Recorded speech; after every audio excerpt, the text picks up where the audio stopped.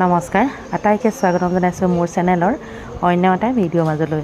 আজি ৰাতিপুৱাই কিবা এটা মিঠা খাওঁ লাগিছে, সেয়েহে চুজি লৈছোঁ।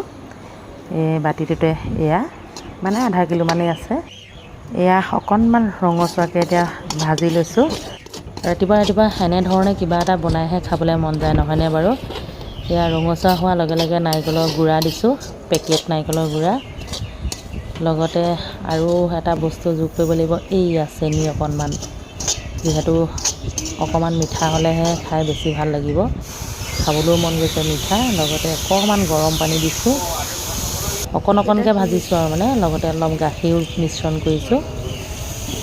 গৰম পানীত গাখীৰ মানে দুইটা বস্তু সমানে মিশ্ৰণ কৰিছোঁ। খাবলৈ মানে টেষ্টটো অকণমান বেলেগ টাইপৰ হ'ব।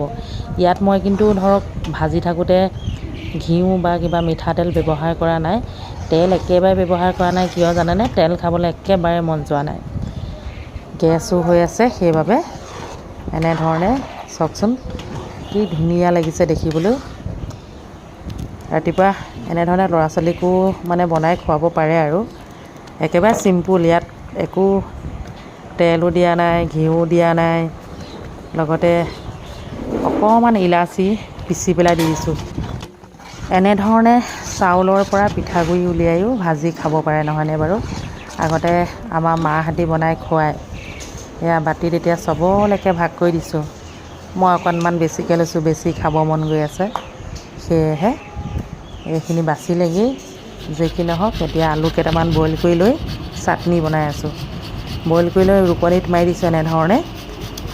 লগতে আদা, পিঁয়াজ, জলকীয়া, অকণমান মাষ্টাৰ অইল দি দিম আৰু বাছ, আলু পিটিকা বনাই আছোঁ। এইটো আকৌ কাষ্টমাৰৰ বাবেহে দেই, নিজৰ বাবে বনাইছোঁ অকণমান আলু পিটিকা। ইয়াত চজিনা পাত শুকুৱাই যে থৈ দিছিলোঁ বৈয়ামত যে দেখুৱাইছিলোঁ, সেয়া অকণমান মিশ্ৰণ কৰি চজিনা পাত এনেধৰণে আলুৰ লগত পিটিকা কৰি খাব পাৰে, যদিহে ভালকৈ শুকুৱাই থয়। আলু পিটিকা ৰেডি। ভিডিঅ'টো কেনে লাগিলে জনাব। আজিলৈ আহিছোঁ, বাই বাই।